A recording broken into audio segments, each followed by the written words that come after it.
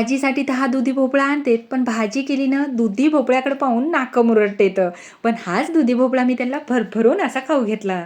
दुधी भोपळ्याची वरची सालं काढून खिसून घ्यायचं. त्यामध्ये भरपूर तीळ, जिरं, ओवा, धने जिऱ्याची पावडर, चवीनुसार मीठ, हळद, लाल तिखट, अर्धी वाटी बेसन पीठ, 1 वाटी रवा टाकायचा, भरपूर कोथिंबिरी टाकायची, मिक्स करून घ्यायचं. आता दुधीच्या ओलाव्यामध्येच मिक्स होते, वरून पाणी टाकण्याचीही आवश्यकता नाही. 5 मिनिटं राहू द्या, म्हणजे रवा छान फुलते. त्यानंतर तेल लावलेल्या डब्यामध्ये टाकायचं, चारी बाजूला थापायचं, 7 मिनिटं फुल गॅसवर होऊ द्यायचं. 7 मिनिटामध्ये तयारच होते. आणि थंड झाल्यानंतर कट करायचं हव्या त्या आकाराने. आता मी सगळं कट झाल्यानंतर असंही खाल्लं ना तरी 1 नंबर लागते. पण तुम्हाला थोड्याशा तेलामध्ये उलटपुलट करायचं असेल ना तर त्याहून भारी लागते. तर अशा पद्धतीने मी छान असं उलटपुलट करून घेतलं आणि कोणाला कळलंच नाही की यामध्ये दुधी आहे ते. बापरे! इतकी मस्त जबरदस्त अशी रेसिपी झाली ना.